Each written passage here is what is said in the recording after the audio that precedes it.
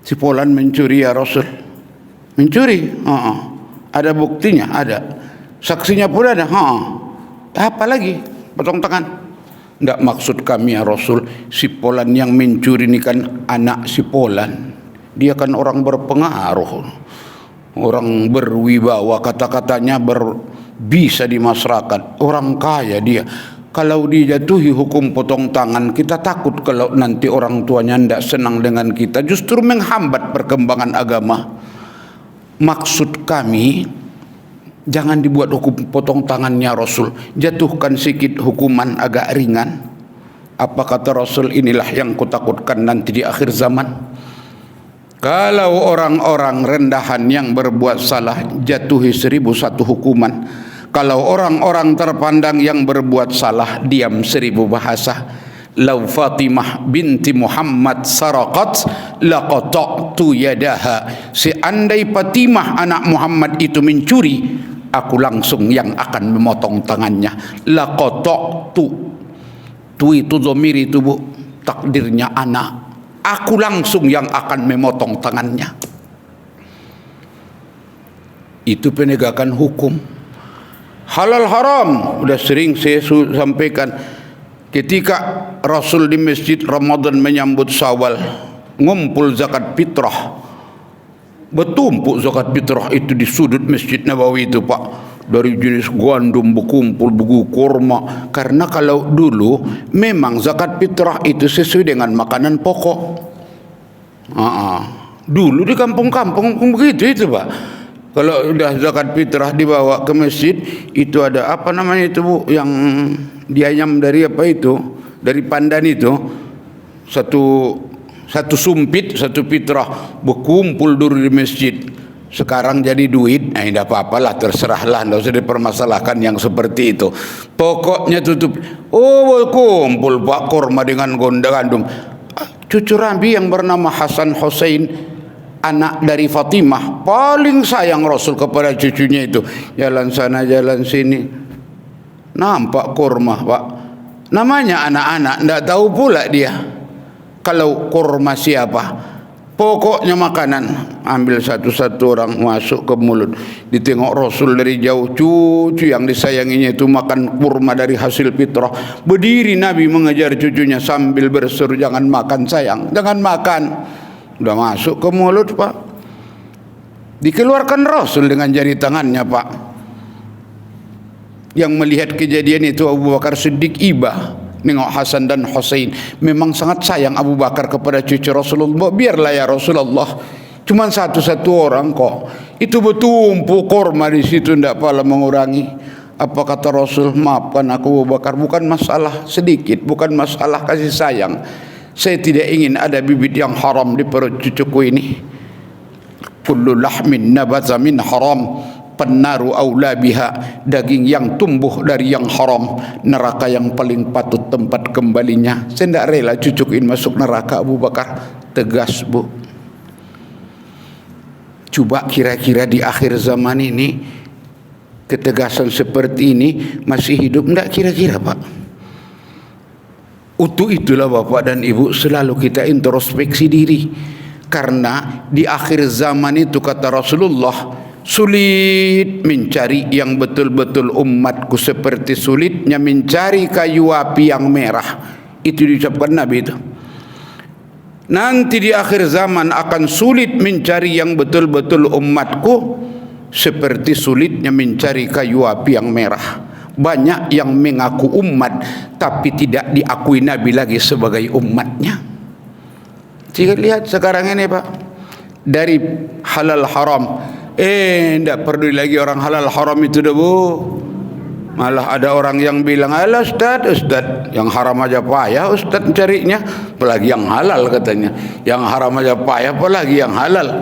Padahal Allah sudah menjamin Pak, wa ma min dabbatin fil ardi illa 'ala Allahi rizquha.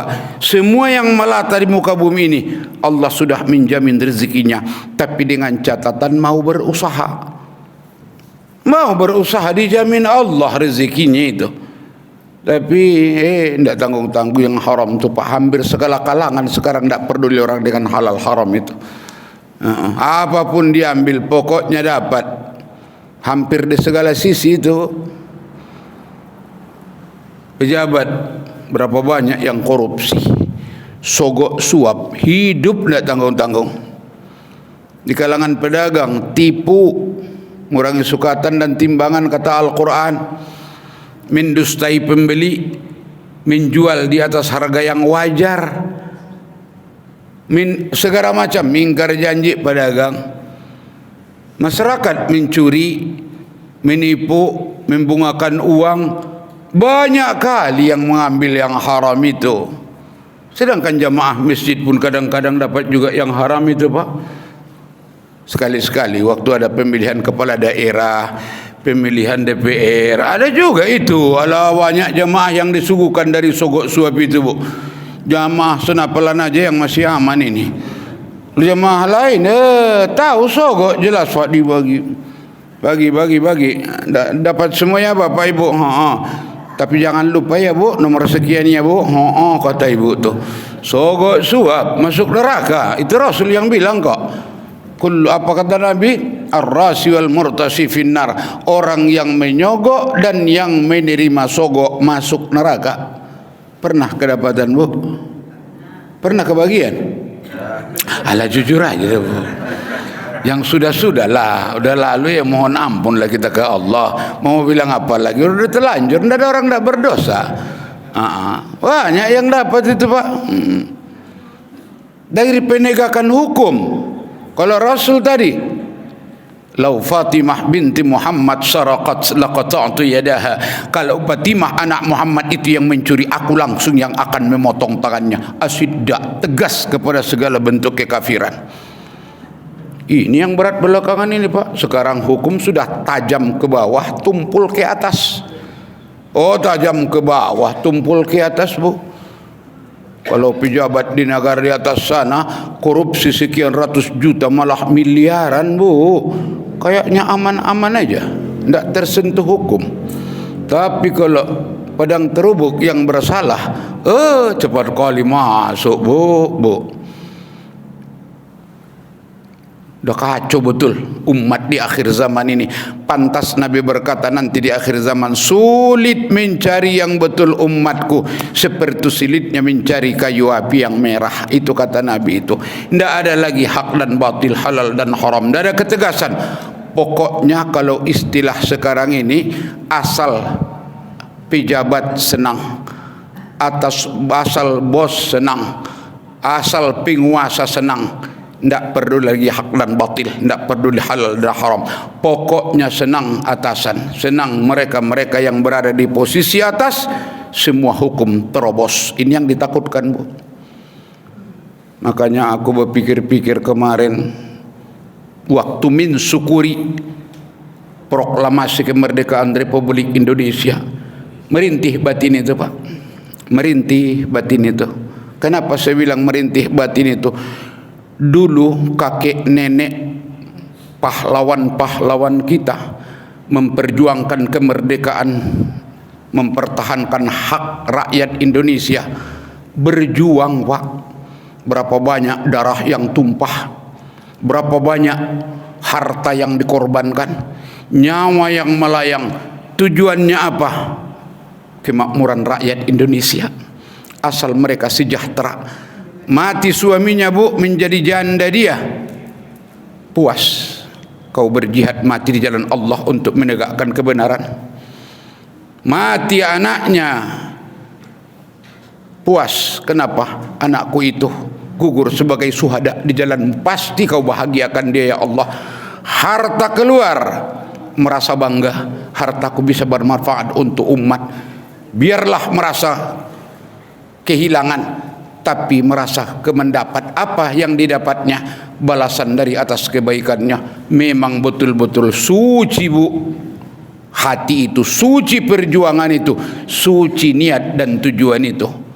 Dulu makanya dibuat simbol negara kita, bendera merah putih.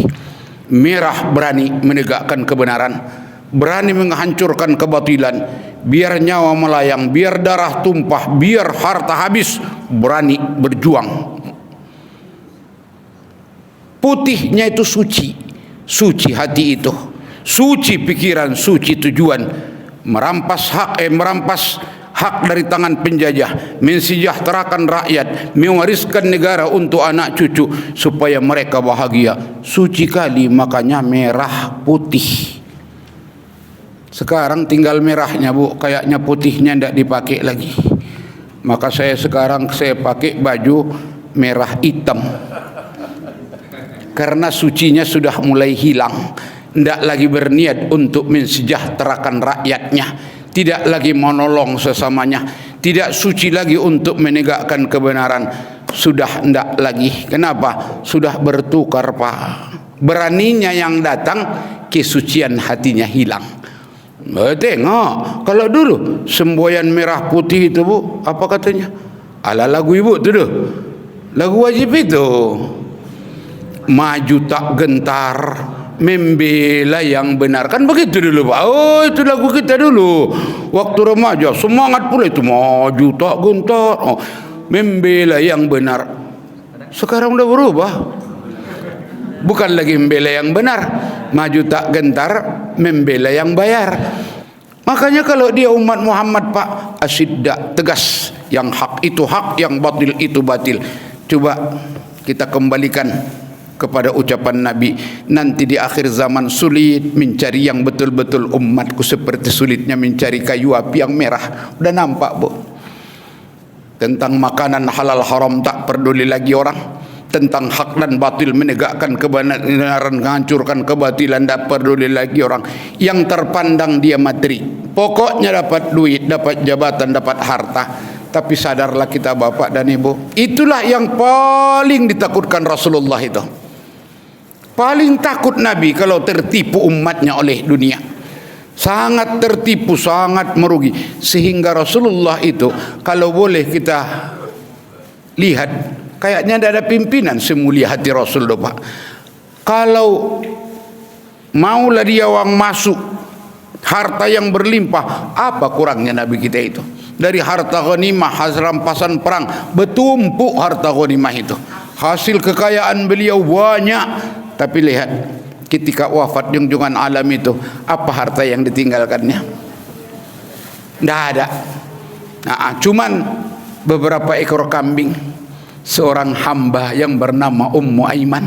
Ada ndak kebun korma Rasul ditinggalkannya? Ndak ada, Bu. Ada ndak rumah mewah? Ndak ada, Bu. Ada ndak kendaraan mewah? Ndak ada, Bu. Kemana semua itu? Dua tujuannya. Yang pertama, menegakkan agama Allah. Yang kedua, menolong sesama yang membutuhkan pertolongan. Suci hati Nabi kita. Ndak ada di situ hubbud dunyanya. Makanya kalau kita ingin di golongan umat Muhammad, tolong, Pak, asyidda'u 'alal kuffar. Tidak usah diambillah yang batil itu. Banyak pun harta kita, tinggi jabatan kita atas dasar kebatilan. Tidak lama itu, Pak, sebentarnya itu. Udah berapa banyak contoh di depan mata kita. Berjuang mencari harta dengan segala cara, berjuang mendapatkan jabatan dengan segala cara. Kenyataan tidak lama, Pak, dimilikinya apa yang diperjuangkan dengan jalan batil. Tinggal juga berantakan, ditengok malah anaknya. Kenapa?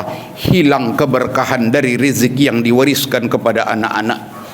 Kalau sudah hilang keberkahan, jangankan membuat bahagia, membuat anak menderita sengsara dalam hidupnya. Jadi untuk itu poin pertama ini tolong kita renungi.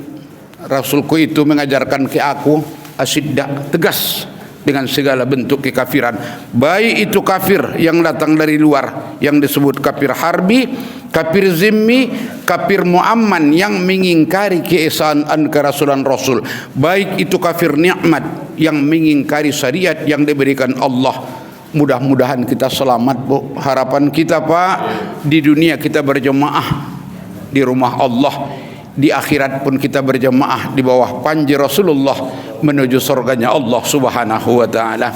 Ini yang dapat kita ungkapkan karena kopi udah datang. Mudah-mudahan Rasulullah tetap mengakui kita sebagai umat yang mendapat syafaat nanti di yaumil akhir. Billahi taufiq wal hidayah. Assalamualaikum warahmatullahi wabarakatuh.